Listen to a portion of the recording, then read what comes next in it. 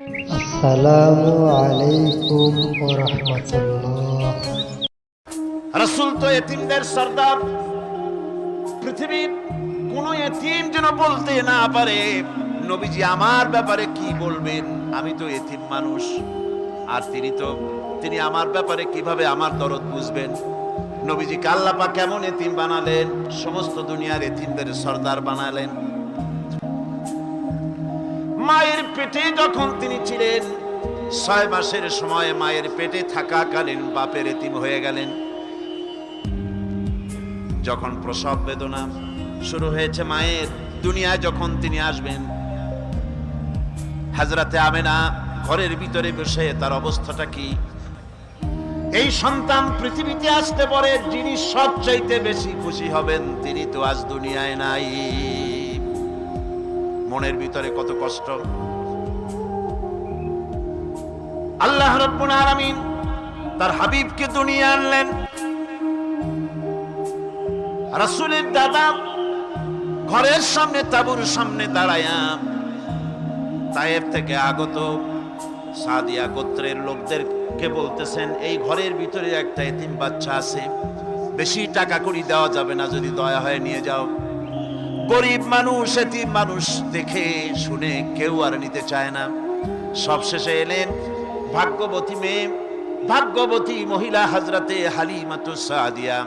তিনি এসেছেন, কোনো ছেলে পেলে পায় নাই, সকলের শেষে তিনি এসেছেন। আব্দুল মুত্তালিব বলছেন, এই ঘরের মধ্যে একটা এতিম বাচ্চা আছে, দয়া হলে নিয়ে যেতে পারো। তিনি স্বামীর সঙ্গে পরামর্শ করলেন, এরপরে বললেন, যদি দেখতে অন্তত ভালো হয়, মন যদি ভালো লাগে নিয়ে যাব, একেবারে খালি হাতে ফিরে যাওয়ার চাইতে তো ভালো। হযরতে হালিমা বলেন, আমি ঘরের মধ্যে প্রবেশ করলাম, মা আমেনার কোল থেকে শিশু মুহাম্মদ সাল্লাল্লাহু আলাইহি সাল্লামকে যখন আমি কোলে নিলাম, আমি হুজুরের চেহারার দিকে নজর করে দেখলাম, আমার কাছে মনে হলো যেন পূর্ণিমার চাঁদটা আমার কোলে ধরা দিয়েছে। রাসূল কি শিশু মুহাম্মদ সাল্লাল্লাহু আলাইহি সাল্লাম কি যখন নিয়ে বাড়ির দিকে রওনা হলাম, যে গাধা আমার সকলের পেছনে এসেছে, সেই গাধা এখন সকলের আগে ছুটে চলে যায়। এরপরে বাড়ি যখন নিয়ে গেলাম, কুয়ায় পানি বাড়লো, গাছে ফসল বাড়লো, খেজুর গাছে খেজুর বাড়তে লাগলো, জমিনে ফলন বেড়ে গেল। রাসূলের দুধ বোন সাইমা রাসূলকে নিয়ে মুহাম্মদ সাল্লাল্লাহু আলাইহি সাল্লাম তাকে দোলনা নিয়ে দোল দিতেছে। কি আশ্চর্য অবস্থা! সাইমা তাকে দোল দিচ্ছে আর বলতেছে, বেঁচে থাকুক মুহাম্মদ সাল্লাল্লাহু আলাইহি ওয়াসাল্লাম, সে দীর্ঘজীবী হোক। কবি লিখতেছেন, কি আশ্চর্য কথা!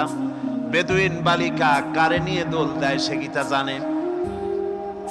বিশ্বনবী মুহাম্মদ রাসূলুল্লাহ সাল্লাল্লাহু আলাইহি ওয়াসাল্লাম এভাবে এতিম অবস্থায় জীবন তার শুরু হলো। যখন তিনি ফিরে এলেন 6 বছর বয়সের সময়, যখন মায়ের কাছে তিনি ফিরে এসেছেন, প্রতিদিন তিনি খেলা দেখতে যান ময়দানে। ইতিহাসের মধ্যে লেখা হয়েছে, মা প্রতিদিন সন্ধ্যার সময় তাকে ফিরে পান। আজকে সন্ধ্যা হয়ে গেছে, শিশু মুহাম্মদ সাল্লাল্লাহু আলাইহি ওয়াসাল্লাম বাড়ি ফেরেন না। কারণ কি, কেন বাড়ি ফেরে না? সন্ধ্যার দিকে তিনি চলে গিয়েছেন পাহাড়িয়া ময়দানে, যে দেখেন ধুধু করতেছে, চতুর্দিকে সন্ধ্যা হয়ে গেছে, অন্ধকার হয়ে গেছে, কোনো ছেলে পেলে নাই, কেউ নাই। পাহাড়ের পাদদেশে বসে শিশু মুহাম্মদ সাল্লাল্লাহু আলাইহি ওয়াসাল্লাম কাঁদতেছেন। মা প্রশ্ন করলেন, বাবারে,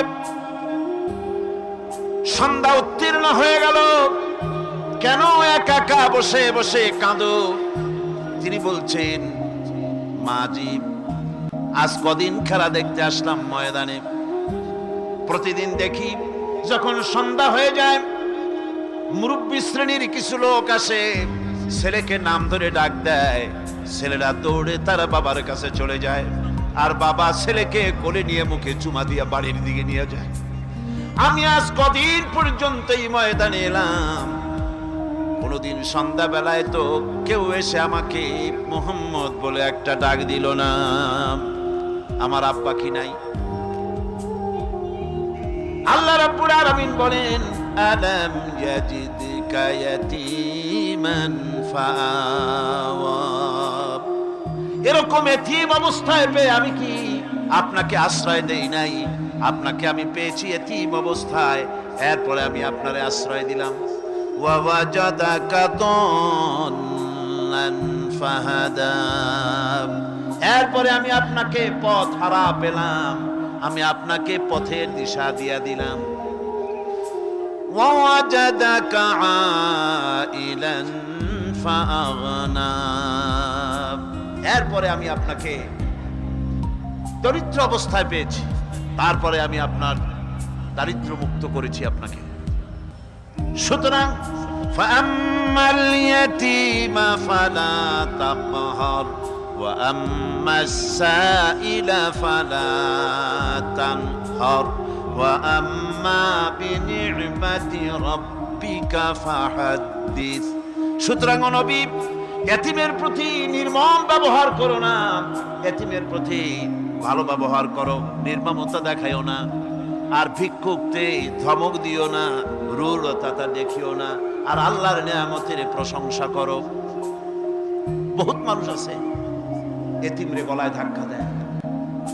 মানুষ যখন ভিক্ষা নিতে আসে, গরিব মানুষ ভিক্ষা চাইতে আসছে, ওই মেয়ে আত্মাহিত জানো, দোয়া কুনুত জানো, বাড়ি যেয়ে কাজ করবা, এই সব আজে বাজে কথা বলিয়া ভিক্ষা দেয় না।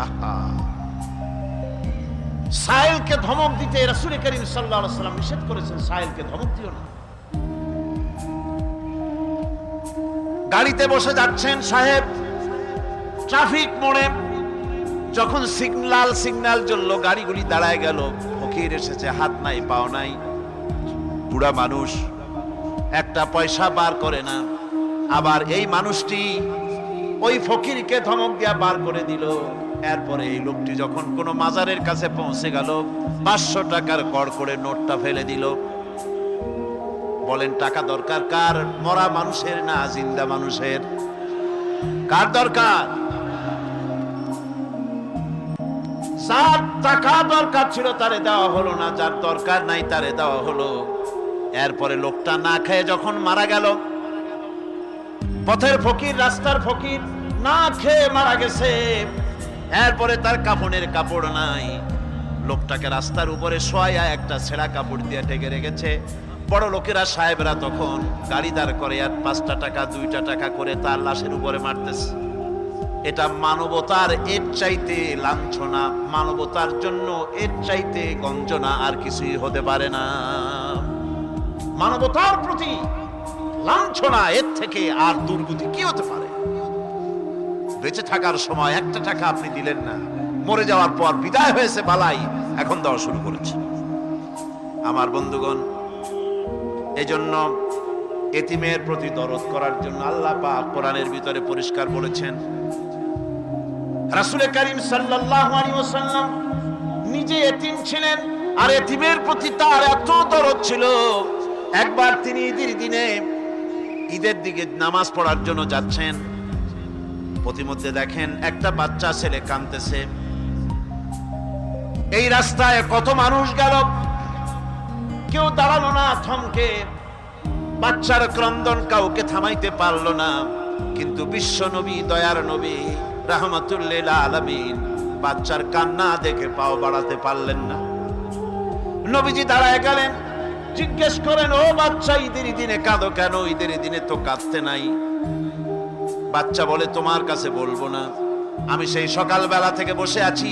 আমি যদি মক্কার আব্দুল্লাহর পুত্র মুহাম্মদ রাসূলুল্লাহ সাল্লাল্লাহু আলাইহি সাল্লামকে পাই, মনের দুঃখ তার কাছে বলবো। বিশ্ব নবী জমিনের উপরে বসে পড়লেন, বাচ্চারে কোলের উপরে উঠায় বলেন, বাচ্চা বলো কি তোমার দুঃখ? তুমি যার জন্য বসেছো আমি তো সেই এতিম নবী, কি বলতে চাও? বাচ্চা বলতেছেন, ইয়া রাসূলুল্লাহ, আমার বাবা মারা গেছে। সেই ছোট্টবেলায় একেবারেই তখন মায়ের পেট থেকে আমি আসার পর বাপ মরে গেল। আমার মা আর একজনের সঙ্গে বিয়ে বসেছে। সেই পুরুষটি আমারে দেখতে পারে না। আমার মা যদি আমারে কোলে করে এসে সহ্য করতে পারে না, আমারে চুমা খাইলে সহ্য করতে পারে না, আমারে খাবার দিলে মা মার খায়। আজ ঈদের দিনে রাতে আমার মা আমাকে বলল, বাবারে তোমার কপাল খারাপ, তোমার বাবা মারা গেছে, তোমাকে সাহায্য করার কেউ নাই, আমি তোমার যত্ন করতে পারলাম না, কোলে নিয়ে সুমাও দিতে পারি না, আমার এমনই কপাল খারাপ। সুতরাং এতিমের দরদ এতিম ছাড়ার কেউ বুঝবে না। তুমি আজ চলে যাও, ওই রাস্তায়, ঈদের রাস্তায় দাঁড়ায় থাকো, মাঠের রাস্তার পাশে, বিশ্ব নবীর কাছে তোমার দুঃখ বলো, এতিমের দুঃখ তিনি বুঝবেন। আমি মায়ের কথা মতো এই জায়গায় এতক্ষণ বসে আছি, হুজুর আপনি দয়া করে, আমার কথা তো আপনার কাছে বললাম, আমার মনের এই দুঃখ। নবীজি বাচ্চার কথা শুনতেছিলেন, চোখ দিয়া পানি পড়তেছিল, বাচ্চাকে বুকের সঙ্গে জড়িয়ে ধরে নবীজি বলেন, ও এতিম, মুহাম্মদ সাল্লাল্লাহু আলাইহি ওয়াসাল্লাম যদি তোমার পিতা হন আর হযরতে আয়েশা যদি তোমার মা হয়ে যায়, বলো তোমার মনের দুঃখ মেটে নাকি?